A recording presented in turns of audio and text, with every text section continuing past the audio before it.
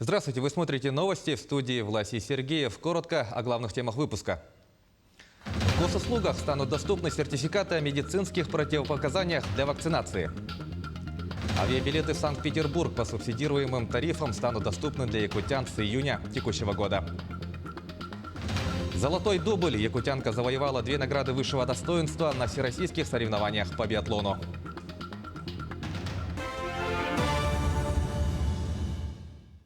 Перспективы развития предпринимательства в республике, налоговая политика, снижение административных барьеров. Эти и другие темы стали ключевыми в обсуждении на встрече актива Якутского отделения деловой России и главы республики Айсена Николаева. Все подробности в сюжете Мадины Халиковой. Несмотря на эпидобстановку, которая влияет на все сферы жизни, в том числе на бизнес, якутские предприниматели активно развивают себя в разных отраслях. Многие выходят из тени, регистрируют себя как самозанятые, пополняя рынок МСП. Снижается и административное давление, что констатируют сами собственники бизнеса. К сожалению, конечно же, ковид крайне нам всем мешает. Это, безусловно, тяжелейшая проблема сегодняшнего дня. Хотя все-таки при всем при этом я еще раз хочу подчеркнуть, что как только возможность реальная появится, мы, конечно, вот те меры, которые у нас сегодня еще есть, ограничительные, будем их ослаблять. Перспективы развития бизнеса, вопросы налоговой политики, снижение административного барьера. Эти темы подняли на рабочем совещании под руководством главы республики Айсена Николаева с активом Якутского отделения деловой России. Так, Якутия вошла в 30-ку субъектов страны, где с этого года начнется внедрение регионального инвестиционного стандарта, и общественная организация будет вовлечена в эту работу. Айсен Сергеевич дал поручение предпринимателям деловой России рассмотреть и участвовать в формировании инвестиционного стандарта в нашем регионе. Предпринимателям удалось высказать наболевшие вопросы и получить системные решения.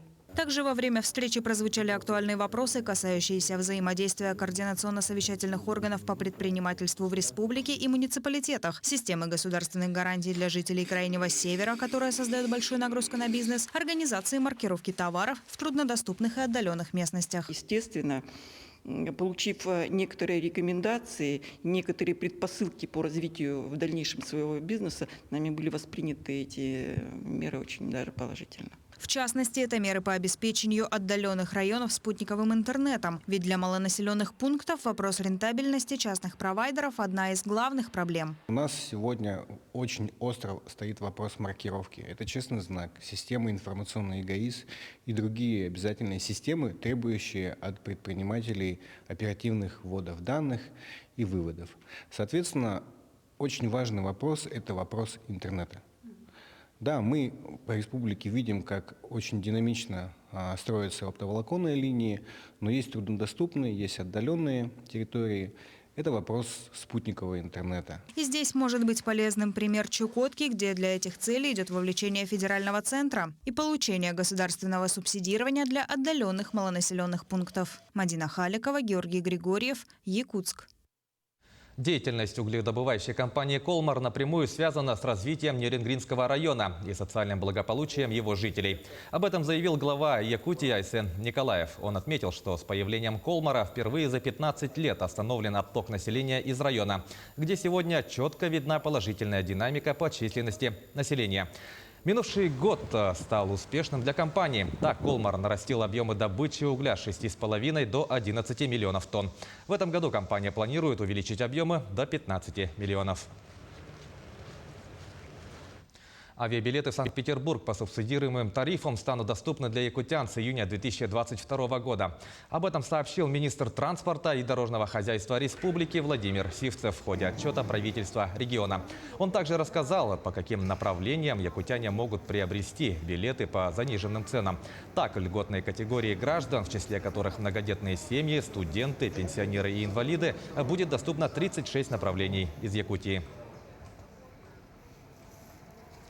Завтра первый вице-премьер правительства Якутии Кирилл Бычков выступит с отчетом исполнительных органов государственной власти. Прямая трансляция начнется утром в 9:45 на каналах НВК «Саха», Якутия-24 и Радио ТТ. Кирилл Бычков подведет итоги 2021 года в сфере экономики, инвестиционной и налоговой политики, промышленности, строительства, архитектуры и градостроительства, занятости населения и предоставления государственных услуг, а также расскажет о планах на 2022 год. Помимо этого он ответит на вопросы якутян. Правительство не планирует вводить новые ограничения из-за ситуации с коронавирусом. Речь о локдауне не идет. Об этом заявил президент России Владимир Путин. Напротив, с учетом особенностей течения ковида, вызванного омикрон-штаммом, некоторые меры могут быть сняты. Так, ограничения для так называемых контактных лиц в ближайшее время могут отменить. Напомним, в конце января было утверждено постановление Роспотребнадзора, согласно которому срок карантина после контакта с больным коронавирусной инфекцией сократился с 14 до 7 дней. По-моему, совсем недавно Татьяна Алексеевна Голикова, обсуждая этот вопрос с работодателями и с профсоюзами, есть определенные опасения и у работодателей, и у профсоюзов, потому что в одном случае работодатели хотят обеспечить себе наличие рабочих рук, а профсоюзы тоже обеспокоены тем, чтобы люди получали полноценную заработную плату. Ну, в общем, общий вывод такой, что даже ограничения для контактных так называемых лиц можно в ближайшее время снимать, имея в виду, чтобы дать возможность людям спокойно продолжать свою трудовую деятельность. Так что, тем более уж никаких локдаунов не намечается. В России выявлено 253 заражения стелс-омикроном. Как сообщает глава Роспотребнадзора Анна Попова, они были зафиксированы в Москве, Ростовской области и в республиках Марий-Эл и Башкирия. Первые случаи заражения данным видом вируса были выявлены в декабре прошлого года. Сейчас стелс-омикрон обнаружен в 49 странах мира. Эксперты заявляют, что данный вид заразнее предыдущей версии. Так, по их словам, шанс заразить кого-то новым штаммом составляет 39%, в то время как вероятность передать изначальный омикрон равняется 29%. Глава республики Айсен Николаев в ходе совещания оперативного штаба обозначил задачи на следующую неделю. Так он поручил обеспечить наличие тестов, лекарств и бесперебойную работу первичного звена в районах, особенно в удаленных и труднодоступных поселениях. Также Айсен Николаев обратил внимание на то, что необходимо постоянно контролировать защиту граждан из группы риска и постоянно мониторить работу по обеспечению лекарствами. За минувшие сутки в республике от COVID-19 излечились 2507 человек. Был госпитализирован 131 больной. При этом выявлено 3767 новых случаев инфицирования коронавирусом. В Якутске зарегистрировали 2436 случаев. Также более 100 больных выявили в Мегино-Кангаласском, Мирнинском и Алданском районах. На сегодняшний день первым компонентом вакцины против коронавируса привиты 579 084 человека. Ревакцинацию прошли 130 510 человек. Граждане, имеющие медицинские противопоказания к вакцинации против коронавирусной инфекции, теперь смогут получить подтверждающий сертификат в личном кабинете на портале Госуслуг. Соответствующее постановление подписал председатель правительства России Михаил Мишустин. Согласно постановлению, медицинские организации, выдающие медотвод, будут направлять сведения о выдаче медицинского отвода в единую государственную информационную систему.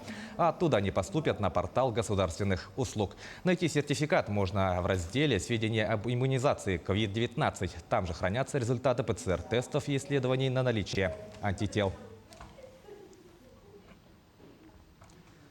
С февраля меры социальной поддержки, которые предоставляет Пенсионный фонд России, проиндексированы на 8,4%. Коэффициент индексации утвержден с учетом инфляции по итогам 2021 года.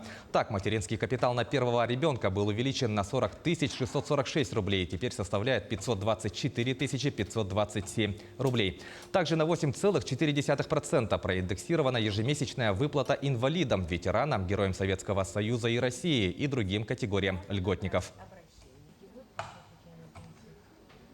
В Алмаз-Дортрансе автобус и вахтовый автомобиль оборудовали камерами видеонаблюдения. В тестовом режиме проверили систему, учли недостатки. Что из себя представляют видеокамеры, разбиралась наш корреспондент.